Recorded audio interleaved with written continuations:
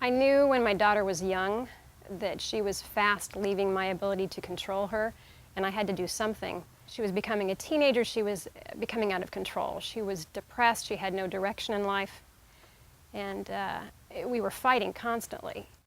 Well, I have had big problems at times with her.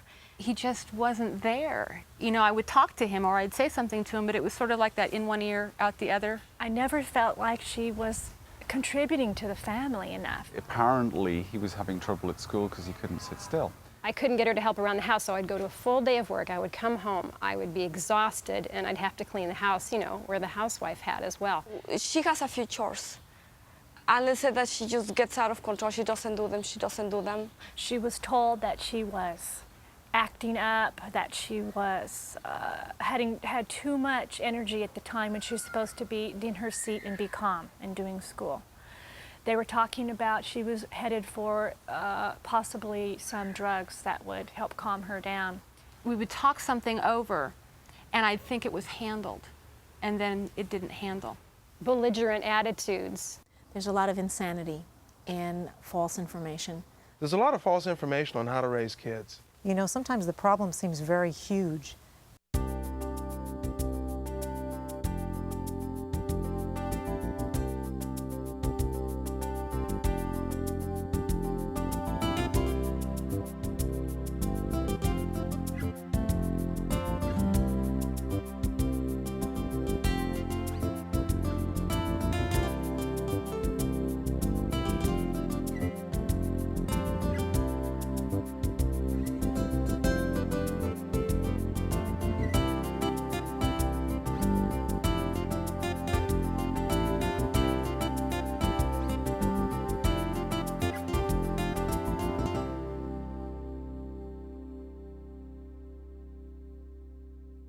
Hi. Hi. Thanks for coming. I have to introduce myself. My name is Yoka Reader, and I've been a teacher for more years than I care to divulge.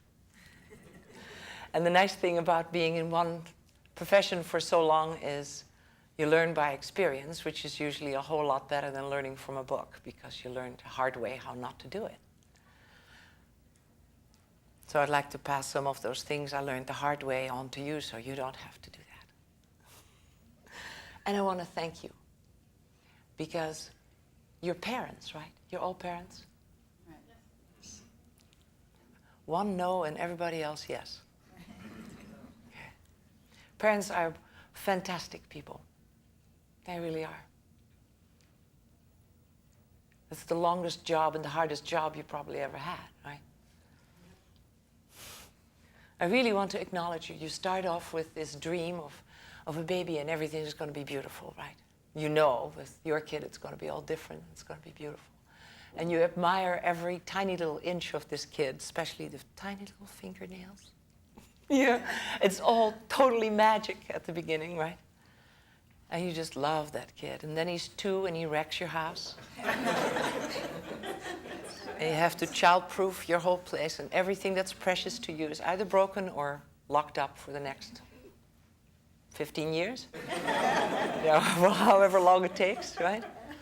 And you keep right on loving him, and he keeps you up for 1,000 nights. That's about 3 years, quite easily. And you keep right on loving him. It's amazing. Who else can do this to you? Because you do it for your child, because you're a parent. Isn't that what an incredible group of people, parents, huh? And then they grow a little older and they say, why? And everything, why? And you patiently explain it all, and you keep right on loving him. And then they grow out of their sneakers constantly. You keep right on buying clothes rather than things for other purposes. You're really fabulous. And then they grow into teenagers and they decide to hate you, and you keep right on loving them. You're fantastic. So I have here, as a reference, an article written by L. Ron Hubbard. And it's on raising children. And there are different parts to it, and the first part is about controlling children. And from time, when you see me read, you know, read this. That is all L. Ron Hubbard's writing, and when I'm looking up, I'm just talking from my experience. So there's one thing I want to read to you right off the bat. He says, the main consideration in raising children is the problem of training them without breaking them. The American Medical Association lately came out with a pamphlet which was called How to Control Your Child. And he says, and that's just what you don't want to do. You want to raise your child in such a way that you don't have to control him, so that he will be in full possession of himself at all times. And upon that depends his behavior, his good behavior, his health, and his sanity. So that's a lot. Let's look at that for a sec. Of course, that's exactly what you want for your child. You want to be healthy and well-behaved, so he won't be rejected by society, and you want him to be sane. That's what we hope for, and loving, and all the other great things. And it depends on his being in control of himself, not your controlling him. And so that's what the beginning of this article is about. We shouldn't control them, we should let them control themselves. Mm. Children are not dogs. And we laugh because that's funny. But look at, you've seen parents like this. Look at parents in a grocery store. Yeah. And they grab this little kid who has no interest in being in a grocery store, but he has to just be pulled around, sitting in this cart, and he wants to grab anything that looks colorful. And don't these parents treat these kids like dogs? I mean, actually, I treat my dogs better than that. Really. Don't touch. It's all don't touch. Yeah? Shut up. Well, that's how you talk to dogs. If you're not a very friendly dog owner, you say, roll over, sit up, lie down, don't touch, down boy. And that's how they treat their kids. So they must have some notion that there are men and women and a third species called kids, which is dog-like or Neanderthal or something.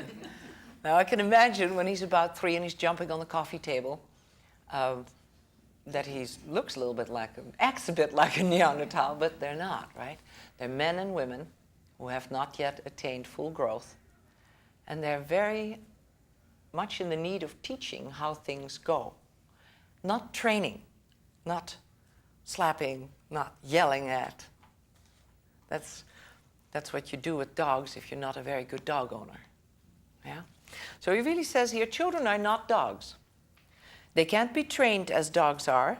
They're not controllable items. They are, and let's not overlook that point, men and women. A child is not a special species of animal distinct from man. A child is a man or a woman who has not attained full growth. Is that real to you? They have little bodies and more future. And that's about the only difference between them and you and me. That's it. They have less body weight, more future. Can you think of anything else? Well, they haven't been taught yet the things that you and I know, so that's what they need. Yeah? They're not quite as sophisticated in hiding their feelings. And a few other things. Now this is in italics. Apparently L. Ron Hubbard found this very important. I do too. Any law which applies to the behavior of men and women applies to children. We tend to forget that. I had a little boy come to me. The mom brought him to my class and said, he is so rude. I don't know what to do. And then she listed all the things she had done. And that gave me a good index of what not to do, because clearly the kid was still rude. But she had locked him up. She had sent him out of the house. She had yelled at him. She had threatened him. She had bribed him. She had pleaded. She had done everything, and the kid was rude. If you haven't made a very conscientious effort to avail yourself of very workable technology, then you will, for lack of it, slip into what your parents did to you, because the situations are so similar. And it was so upsetting to be raised, wasn't it? It was hell, for me anyway. I had great parents, but it was still very hard. Just, I didn't have any prestige. I had no product, nothing that anybody could point at and make me proud. I was a little kid. I needed them for everything. It was hard. So, yeah, and I couldn't drive. That was rough. Yeah. So growing up is not the easiest thing. And then you're a parent, and everything that is happening with your child is similar to what you went through. So no wonder you end up sort of as a reaction, do to them what was done to you. Because there's so many similar things that happen. Yeah? So, you're forgiven. So let's go over this. Any law which applies to the behavior of men and women applies to children. So I have these little crib sheets on my wall to remind me, so I don't do what my parents did to me. And that's one of them. So I have this mom, and she feels actually a little bit guilty that she gives me this kid because she knows it's a dead loss. And I said, don't worry about it. Don't worry about it at all. And Mom leaves, and I asked this boy very politely, I said, would you mind come and sit here? I would like to talk to you if you have a moment. And he looked at me like, what have we got here? And I said, sir, would you like to have a seat? As I would to talk to any of you. I just don't tell you to sit down, right? And the change that happened in this boy, and he's been calling me ma'am ever since. Immediately. He sat down, he crossed his ankles, he sat up straight, he looked at me, he answered my questions, and we had perfect manners mutually. So the manners were always there. There was just nobody worthy of them.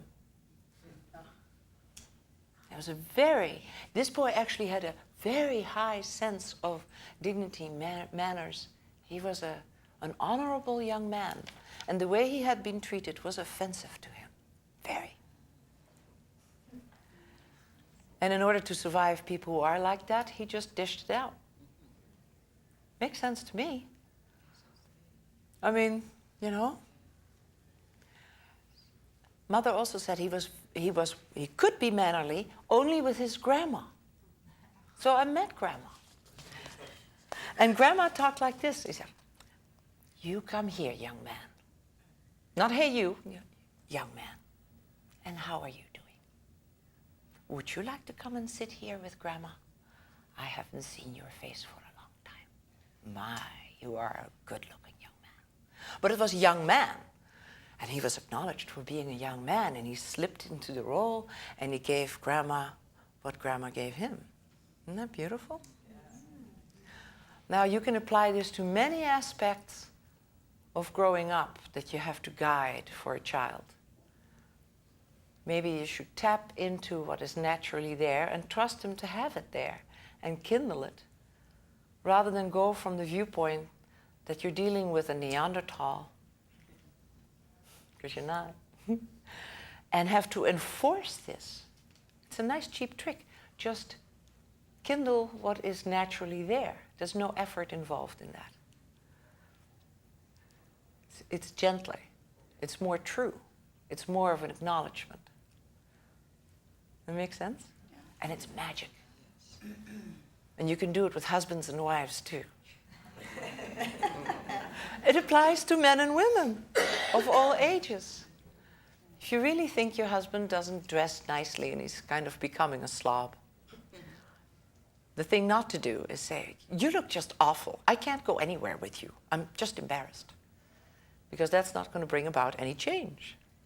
But the first time he puts a clean shirt on and makes a bit of an effort, you say, I noticed that. I love it when you dress up like that. I'm so proud of my husband. You are the dashing man. I love walking next to you. And he goes, oh my God, look at that. Where did you get that shirt? My, you always pick these shirts that look so good with those. Wow, I appreciate you're making an effort. That's it. That's all it takes. He'll do it from now on. He got admiration. It is the currency, the most highly priced currency among people. Is that real to you? Do you remember, have you these moments in your past that somebody made you a compliment and you never forgot? And it actually changed something in your life? Yeah? You can do that with kids and it works like a dream. It's a light touch. Can you do that for a moment. Think of something in your kid that you can kindle with admiration. Very light. They may get a little suspicious initially when you have never admired his neatness and always pointed out how much of a slob he is. And go, what happened? What got into Mom? But if you're sincere and you know that there is neatness there and you admire the first neat thing, it will grow. And the rest will just die for lack of admiration. It will go away. You think you can do that? Okay, great. People sometimes have a different set of rules for grown-ups than they have for children. And it really doesn't make a lot of sense because they're basically just people in little bodies and they need our help. My daughter is beginning to be a teenager, and I can tell you that right now we're in better communication than before. Kylie's communication changed after we found out some of these methods that help her communicate with us. And now, when she has friends over, she had 3 or 4 last night. At 10 years old, she's having them, please don't interrupt me. Could you finish what you're telling me? It's very heartwarming to have your child be willing to communicate with you simply because you've made it easier for him to do so. So, again, the law, any law which applies to the behavior of men and women applies to children. So manners and admiration, consideration, all the things you lavish upon those that you love and your friends that have bigger bodies.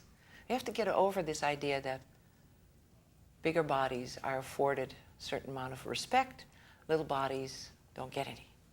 This is a very unfair, big thing I'm asking of you, to not do what your parents did to you.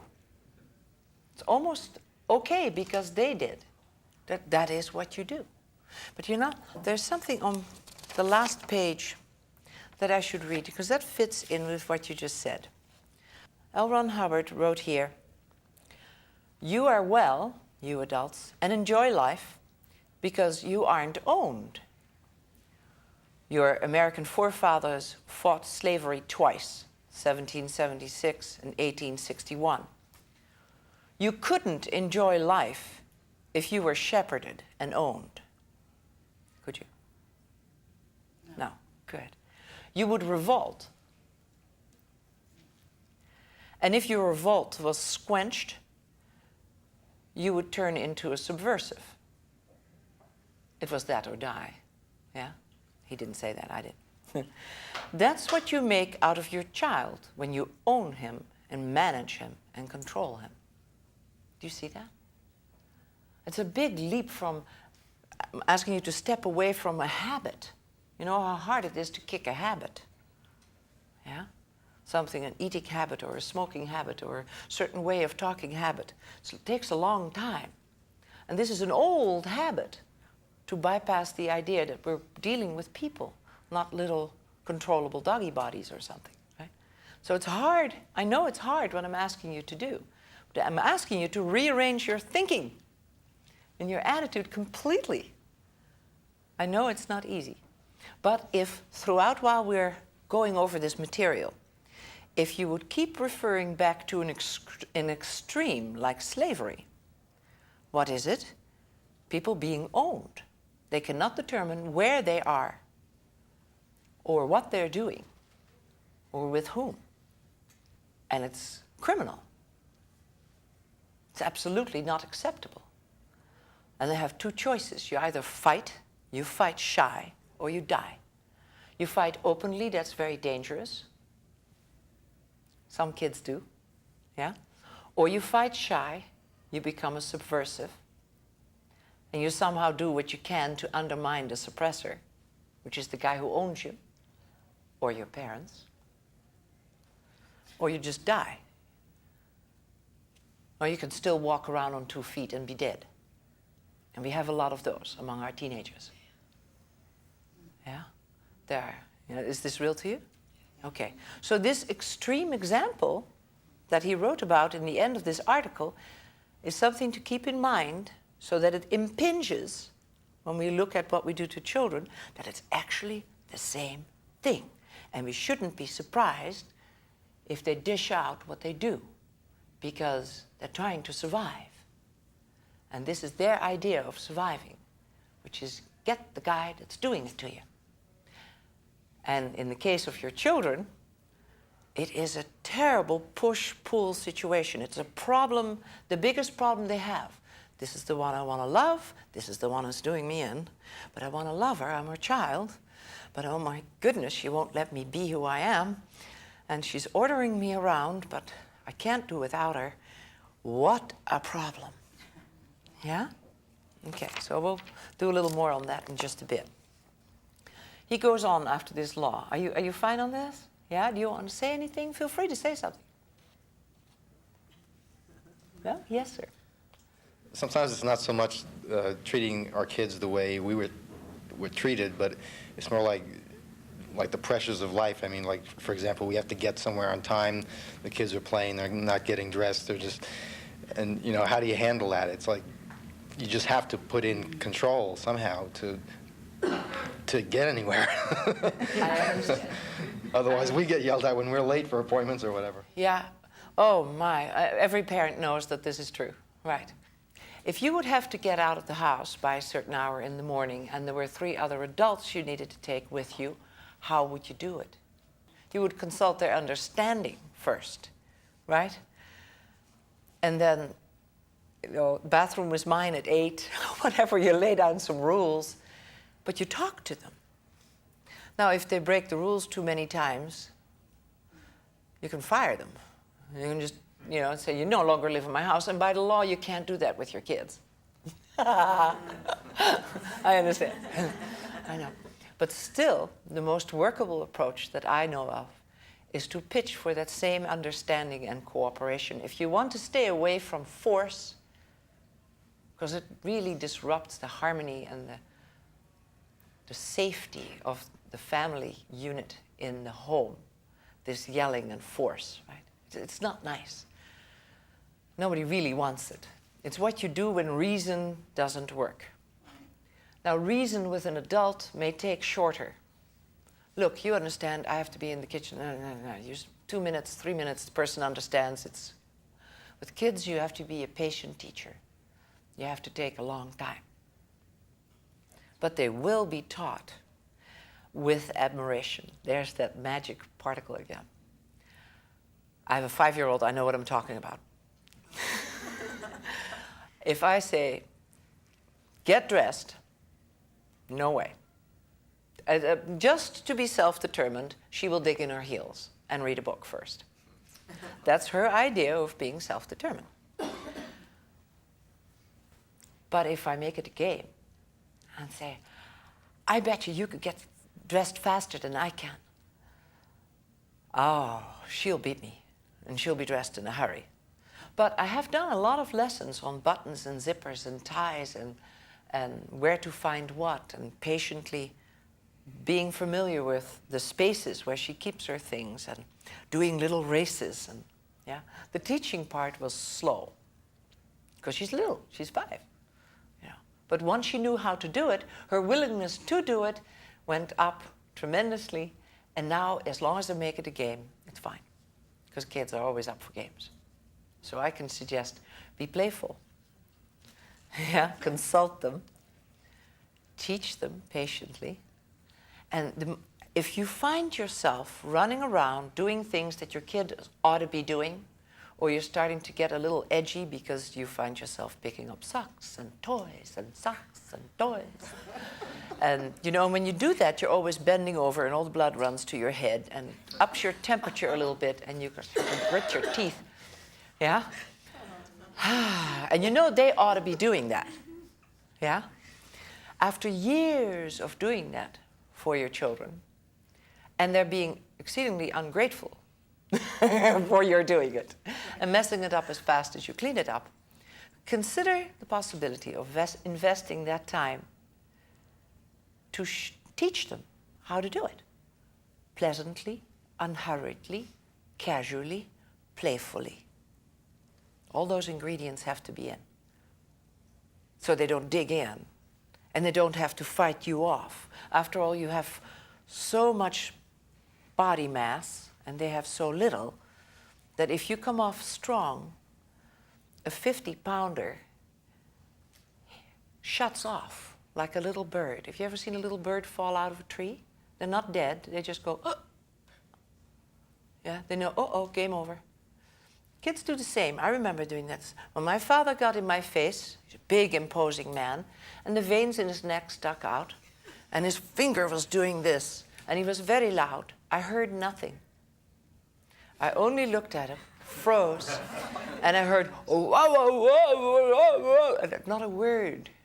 I was just surviving what was coming at me, but I certainly wasn't there to learn anything. I know it started with this. If I've told you once, I've told you 1,000 times. And then I lost the rest, because he always told me in that manner, which made me switch off, and I never got anything. Isn't that wild? So maybe if you find yourself saying that, you have to change the manner in which you tell them. Having said this to parents many times, I've tried it out at home. And it works. I go down on my knees to be not so towering for my little one. And I touch her arm so she knows I'm there. And it's a real communication line between her and me. And I smile, a big smile. I also noticed when I'm wearing my sunglasses, she's a little apprehensive because she can't see my face. She's always looking at me like, is the storm coming or am I okay? You know, because that's what you do as a child. You learn to circumnavigate mom's things that she can't have, right? It's a study of the parents and how to survive them. So I take, isn't it? Yeah. I take my sunglasses off always so she can see my face, and I give her a big smile. And I wait till she can comfortably be there. And I say, hi. She goes, hi. I said, touch my nose. And she'll touch my nose, and we laugh, and I'll touch her nose. And we really know that we're both there. And I'll say, honey, I want to tell you something. Is that okay? Till I really have her there, right? And then one time, honestly, just one time, not 1,000 or 1,000,000, say, do you see that? Those are dirty socks. Yeah? Say, do you know where they go? She goes, no. Because she hasn't, she never did get the communication before, because I always came off too strong, right? The fuse is blue. I have to be that gentle. I have to make it safe for her to be there and hear me, right? I said, well, they go in the laundry. You know where that is? You go, oh, yeah. So, you want to do a race? I give her lots of choices. She needs choices because that's the opposite of being ordered around. Okay. Do you want to bring the left sock or the right sock? And she thinks about that. It says, I want to bring the left sock. So which one is it? That one. Okay. You want to run forward or backward? She looks at me like, forward? It's all right. And she takes this very seriously. It makes it sound funny to you. But being consulted is necessary and a treat because it says, I know you're there. I know you have an opinion. It is of value, and I'm interested in it. Oh my. Rare treatment. Great stuff. You know as an adult how nice that is, right? When my daughter, I have a 30-year-old too, when she wants to go to town, and I go, I don't want to go to town today, I have my day off. She runs this same stuff on me. She goes, would you like to go in the afternoon or this morning? Because I don't want to go at all. I say, oh, later, this afternoon. I'm committed now, dummy. I fell into it, right? She sees me dig in a little more. You want to go in your car or shall I drive you? She lets me make all these decisions. And then I go, oh, well, it's all right, you know. But I wasn't overlooked. I wasn't herded like cattle. It wasn't assumed that I would go just because she wants to go. In other words, she acknowledged that I was there. Yeah. She just said, in so many ways, I can see you, you're there.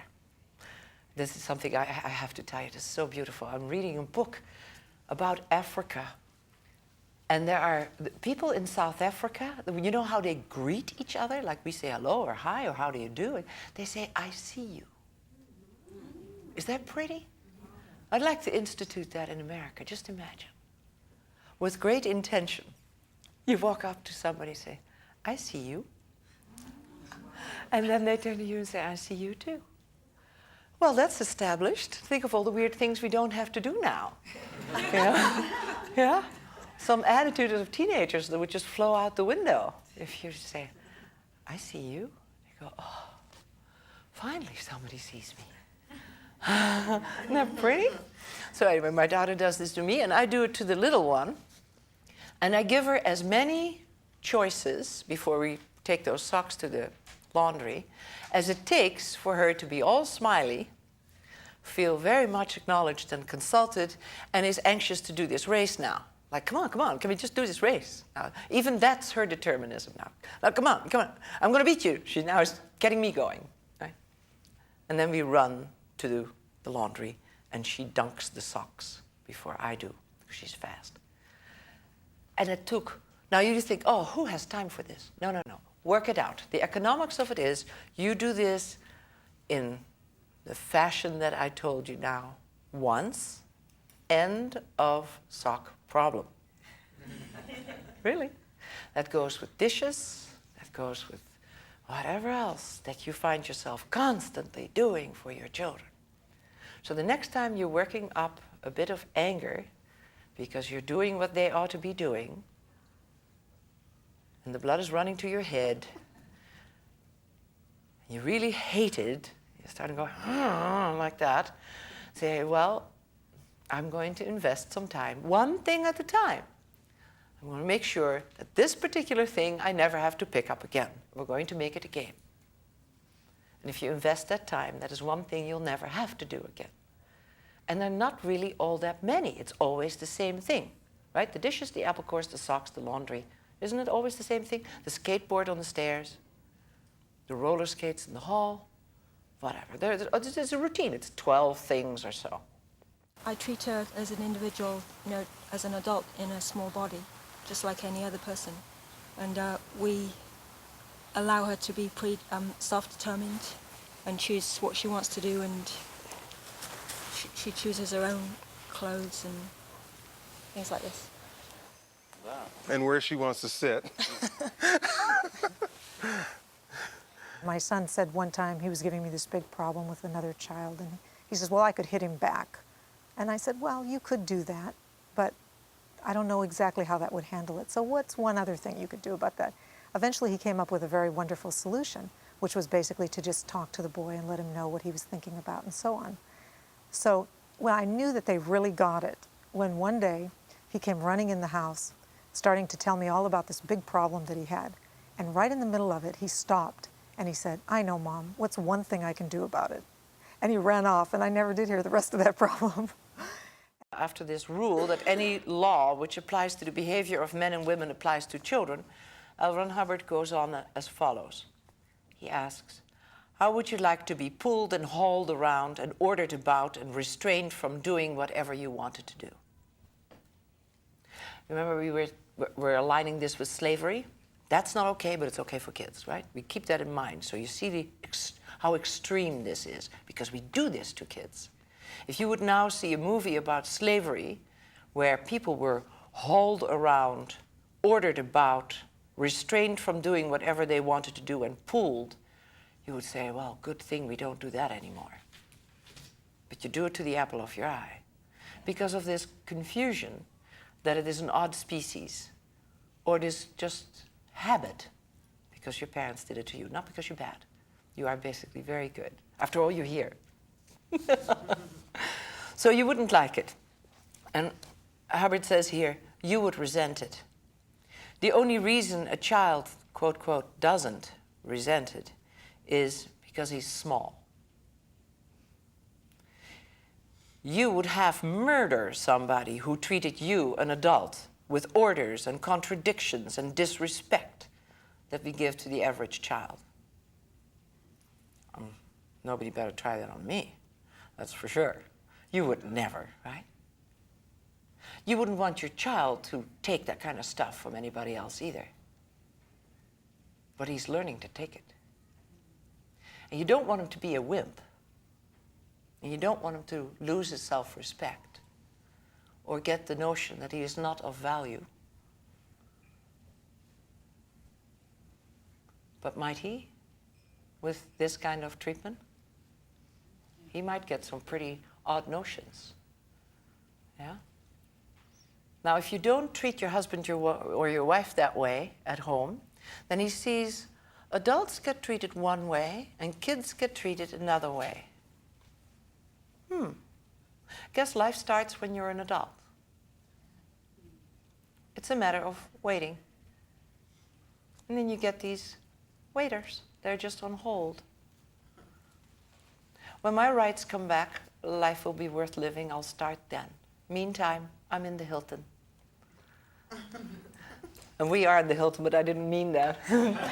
But you know what I mean. I have these people who serve me well. Yeah? So if we keep looking at what the kids are doing that we think they should not be doing or that is upsetting to us, think of how they might have gotten that way. Where do they get this? Parents say that. Where do you get that kind of behavior? From me, maybe? Yeah? Okay. So, the last sentence was, you'd have murdered somebody who treated you, an adult, with orders, contradictions, and disrespect given the average child. A child doesn't strike back because he isn't big enough. But he gets your floor muddy. He interrupts your nap. He destroys the peace in the home instead. He becomes the subversive, right? If he had equality with you in the matter of rights, he would not ask this revenge. And this revenge is standard child behavior. Sometimes I take my class to a restaurant, and I call beforehand because we're coming in with a big group. And I talk to the maître d' or the manager, and I say, I'm coming in this afternoon with a group of 20 kids. And he goes, oh. And he starts to stop me. Well, we don't have a lot of room, and I could give you a separate room. Could I give you a separate room? We can put a partition up. It's like, kids. Right? Because they know their behavior is such that you would rather not have them mixed up with your adult customers because they disrupt. All kids do. See, it's true. It's a standard child behavior. And then we, silly parents, who first caused this standard child behavior, will now control and suppress this child behavior, which would cause them to be like this to begin with. You see? Isn't it totally wild? We create monsters and say, you're a monster. I have to cage you. Isn't that totally wild? Now, we know this about dogs that are mean. They've been treated meanly. I know this from horses who bite. They have been treated meanly. My animals are not mean. My kids aren't mean either. So if we have some, yeah, you're following it, okay. So this revenge is standard behavior. I must tell you, though, that when I've been there with my 30 kids, take several classes, and we've had dinner, during dinner, I have adults who sit in the rest of the restaurant come over and whisper in my ear, who are these kids? Where did you, what, is this a group? Is this a church? Because they're unique. They are really something. Not good little kids, you know, but they're in communication with each other. Would you like to have this? Can I help you get that? You know, so-and-so didn't get any. Can you get him some? Would you like to sit here? We can put in another chair. Just like you would. Because they're treated like you. And they echo it most easily. It's funny how much you can determine in a child by just allowing them to have your grace, your kindness. They mimic you because they adore you, you know. They do. Have you seen them copy you? Not meaning to, but have a certain way of doing something that's exactly like you? You go, I can't believe it. Yeah? That's their affinity. They have so much affinity. They love you. And so they copy you. They mimic you. Use it. You are the example. You are the opinion leader. Do completely the flip side of what your parents did to you and be as gracious, polite, kind, considerate, patient as you can possibly be, sincerely. And watch the magic. You think it's hard? Okay, I understand. Do it gradiently. Take one thing and take a win at it. One thing. For instance, whenever you get out of the house, give them proper notice, 20 minutes beforehand. Depending on the age of the child, you say, when the big hand is on the 6, Mommy has to go. And it would really help me if you could be ready. All right? And then another one, 10 more minutes. When the big hand's on the 6, 5 more minutes. You guys ready? Okay, who's getting in the car first? It will work. It really will. It's actually a good thing, if you look at it, that your kids are still protesting. It is protesting, right? Protesting. If they weren't protesting your behavior to them, just pulling them around and giving them no notice, then I guess they had decided that they were nobody. But this is still their last-ditched effort at being somebody and letting their weight be felt. It is not positive, it's not pleasant, but they're saying by digging in, I am here and I'm going to get you to see that I am here and I am somebody and I can't be treated that way. You know, I've noticed with kids and with myself when I was a kid, when I was at school and I'd come across some subject and I just have to do it because you're supposed to do it, it would just go in one ear and out the other. And I'd pass the exam, pass the test, whatever. Yeah. But it wouldn't stay with me. And I'd never use it. And after the lecture, I thought, well, I should have been studying things that, one, I wanted to know about. Because if you want to know about something, you really spend the time, you really put yourself into it. And then at the end of it, you actually have it, and it stays with you, and it's something you can use. For an example, the boys wanted to do a skateboarding ramp, and they were so into it, and she said, well, if you're going to do that, you'd have to learn algebra, and you probably don't want to do that. And they said, no, we do. What is it? So she taught them basic math, and then she said, now, here's what you need to do. Ramps have angles and a certain amount of concrete over a certain amount of square footage or whatever. They were so there. They were so ready for it. And they never knew that they were learning something. It was because there was a practical application to it. They built that ramp. They had the best time, and I could hear the boys talking about the things that they had learned. They are so mature. You know, you just compare them to kids of the same age. There's just no comparison. These kids are amazing. They conduct themselves in such a way because they want to, not because it's being forced or this is how you have to. That they are sort of brought up with the recognition that they are leaders and that what they do counts. People do watch them. Okay, we'll read a little further. This revenge, then, is standard child behavior. Is that real to you? You've seen it plenty? Did you think there was something wrong with your children? You're very honest. This is what I found works with a daughter. I have 2 of them that I have in the past handled as if they were people of no importance. I eat crow. Are you familiar with that term? Sure. Okay.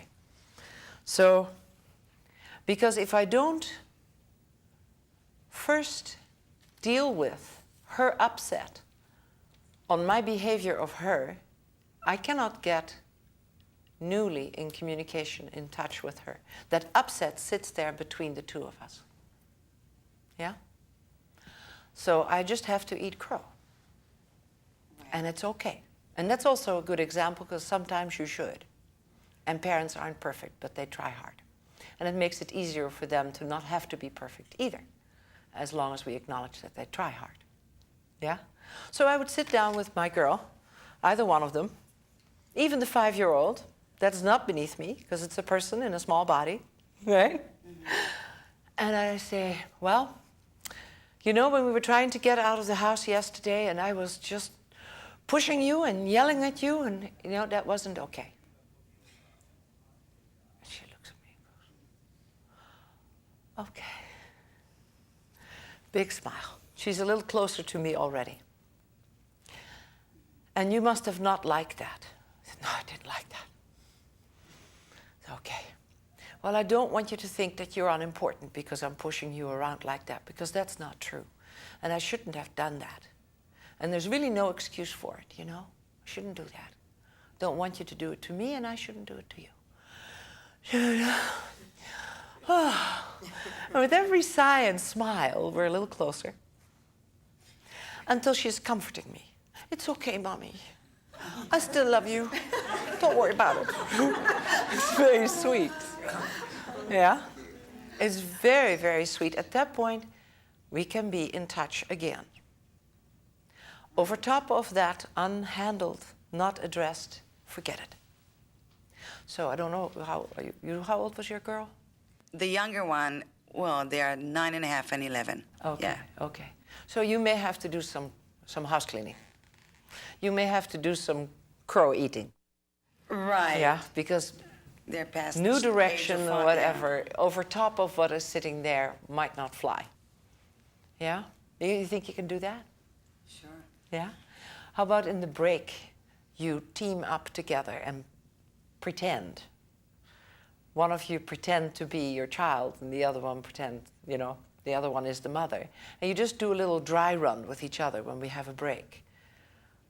You know, this thing about not doing your homework, or getting D's in math, or whatever it was that you got your veins sticking out about and did this about.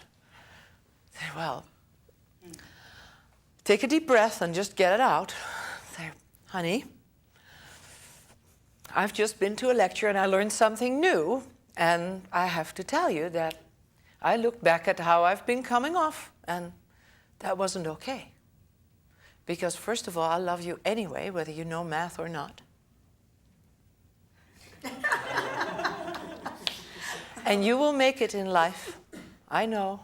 You're my girl or you're my boy. I know you're going to be fine. And it's not true that you will be on the street and on your own or slinging burgers in some greasy place forever if you don't learn your math. Now, math is important, and I can help you with it. But I don't want you to think that you're cut off from this family or my love because you got a D in math. And that counts for Grandma and Grandpa, too. They love you anyway. Yeah? And whatever else you've been saying that you thought put enough force on that subject to push that kid to do the math. Because what really happened was math was tough. And then it became really tough when the love of the family was riding on it. That was a lot harder to confront. So now he's so nervous trying to do math, knowing that has no future, will sling burgers and be ostracized, that his last little bit of chance that he would do math just went. So if you want to restore his ability to do math, or anything for that matter, you take some that you have put on top of that subject off with the crow eating that we're going to drill in the break, right? Yeah? I mean, If my mother had done that to me, if she would have sat down and said, you know, this and that, I would have really loved her for that. She would have been a real person for a change. Wouldn't you want to be a real person to your kid? Yeah? I would admire her. And I would have come clean on some things too. Really would. I mean, be real. Then you're not ending up to be so removed, huh? Now, so this digging in, this resist, right? This is one of the things that makes parents so tired. You say A, they invariably go B or nothing. You go, oh, God, can I get a little cooperation here? But, excuse me, cooperation is working together. And their idea of survival right now is to work against you because you are the one that's stopping them so much, you know? You follow? From the bottom of your bleeding heart with the best of intentions, but nonetheless. So you're the one you have to protect yourself from. Your last little smidgen of self-determinism is to get the guy who's pushing you around. Are you with us? Yeah? Okay. Good. So that's the revenge part. And it's not standard child behavior. It's not normal, let's put it that way. It is not healthy. It's not good. It is the result of what we've done with our kids. Yeah?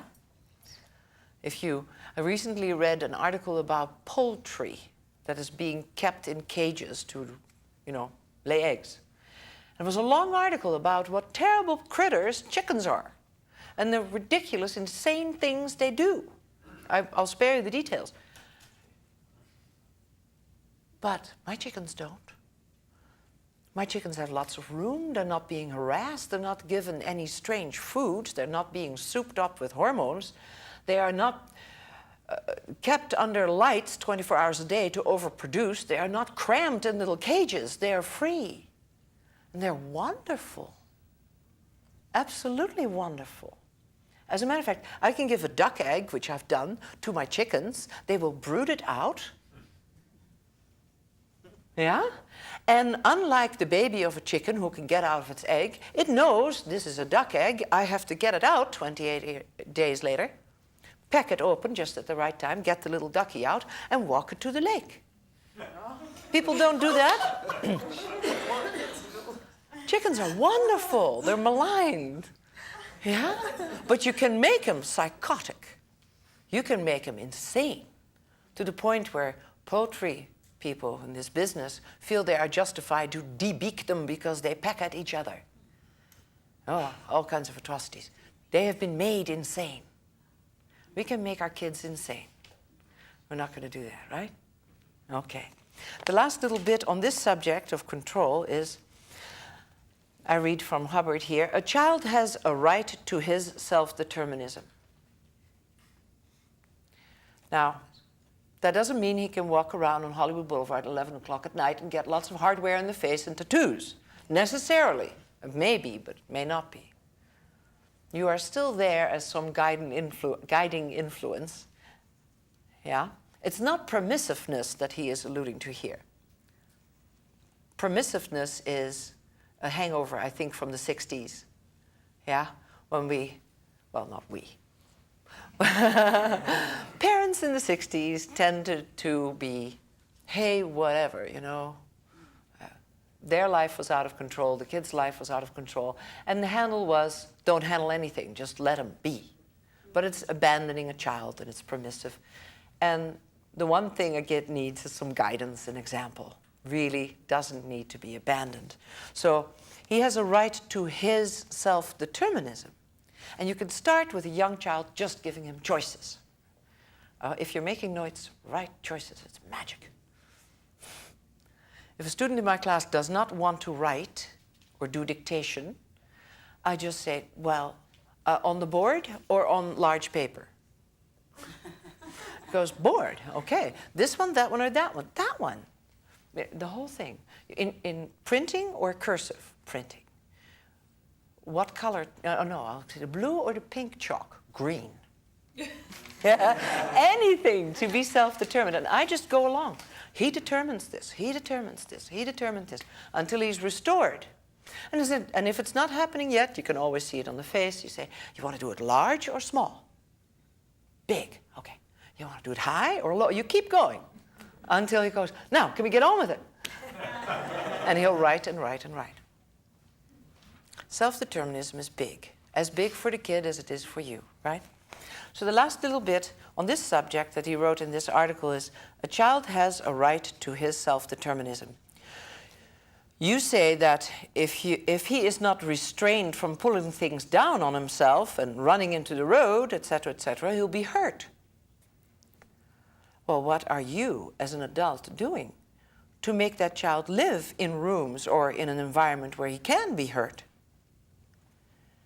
The fault is yours, not his, if he breaks things. That's hard, isn't it? But it is true. So, yeah? When you talk about this business of breaking things, and what is it that you're putting them in the environment where they can break things, we go back to what you earlier said, that they go through this 15-year period where you have to keep putting things away because they're breaking everything up. And if you have a situation where you're saying, what are you doing putting them in a position where they can break things? You're caught between 2 points here, it seems. Yeah, well, that is exactly the question he asks here. What are you doing putting this kid in this situation where he can be hurt? So rather than making the child wrong for grabbing grandma's crystal, you put grandma's crystal away.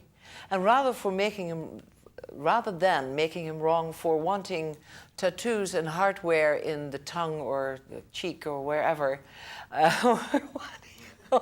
whatever he sees on Hollywood Boulevard, don't put him on Hollywood Boulevard. You know, you chose to live there. That wasn't a safe environment for a child. Or downtown Chicago or whatever, yeah? Bottom line, you put him in that environment, big or small. I don't like the kids he's hanging with in school. Don't put him in that school, yeah? If he's not yet up to choosing who his friends should be in such a way that you think is survival, then teach him first and then expose him to that. Not first expose him to elements that are not survival and dragging him down, and then chastise him for hanging with it. He's just feeling the waters, like, hey, what's this in my environment that you put him in? Yeah? Yeah. Sometimes, you know, it's like parents know some of this stuff, but they forget. It's kind of like you know, but like, oh my goodness, I forgot that I actually have this child here I love, and it's just, oh yeah, I remember that. It's much better. Yeah. Well, thank you. The only time I see great friction in the house is when the kids' range is greater than your teaching. You have to make sure the sequence is correct. You can't let him first loose in an area, fall on his face, make him wrong, and then teach him when he's hurt. You first teach him, and then you let him loose. So you don't put him in an environment that he hasn't been taught about. If you could look at your job as parent as first and foremost a teacher, a patient teacher, not the supply officer. That's what your parents did. Not the product officer. Pick it up, put it away, pick it up, put it away. Because that all comes about because you didn't teach him to put it away, right? And even the supply officer runs to the store a lot more because you didn't teach him how to take care of it or value it or control it or whatever. These two jobs of supply officer and, you know, cattle prod, those two, take this much time and would take this much time if you could take that much time teaching. Teaching hands the job of taking care of himself over to him. If you're in too great a hurry or too tired to hand that job over to him, you will wear the post from then on until he has a beard. Yeah, and you look at him and you go, When is this ever going to stop? When are you going to take over? And you know, it will never happen until you teach them. It will not happen with age. It will never happen in the way that you would like it to happen until you teach them patiently, unhurriedly, carefully, kindly, lovingly, and all that. And if you don't teach him, he will go to his peer group to get the false data there. Because chances are there are some other parents behind those kids who don't spend enough time with them either. So these kids glean what they can from television and magazines. And it isn't workable technology. We can say that clearly, yeah? So now you have the job of first stripping that false data away before he can listen to the true data that you're trying to give him. Now he has the attitude, I already know. When are you coming? I mean, God, a little late, I already know. But there's a way to handle that. Well, then you say, tell me about that. Tell me about that. Well, you know, it's kind of like, hey man, like, you know. And you say, okay, tell me about that. Enough times they actually tell you what they're thinking with. And now you have the key to why they're not doing it right. Because they're thinking with some information they got from Cosmopolitan, God forbid. Having to do with sex or something. Yeah? Yeah. You have to beat these magazines and TV shows to the punch. You have to be there before they are there.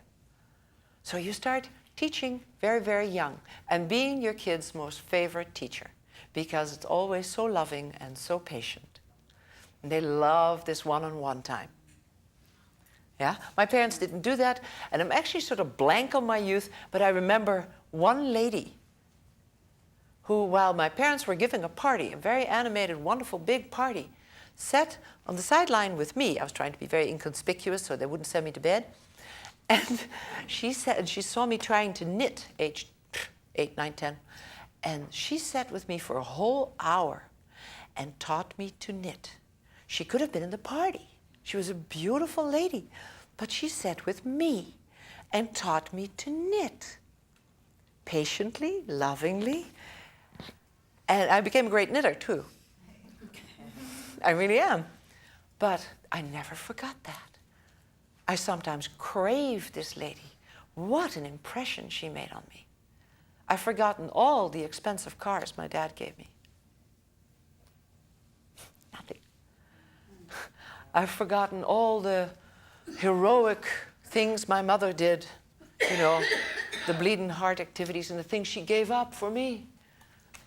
But this lady spent 1 hour with me. And she did it so patiently and lovingly that I became very good because I could just be there.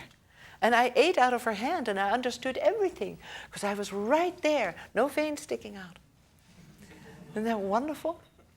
We'll do one thing before we take a break. Are you ready? Yeah. You're involved in this. Don't say anything, but for yourself, think of something you are very good at.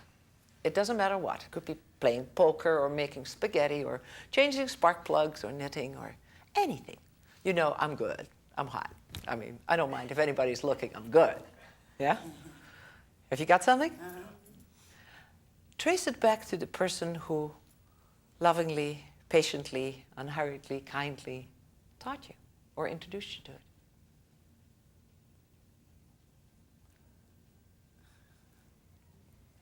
Got it? Isn't that wonderful? Good. Now, have you done that? It could be a teacher or a neighbor or a friend or anything, yeah?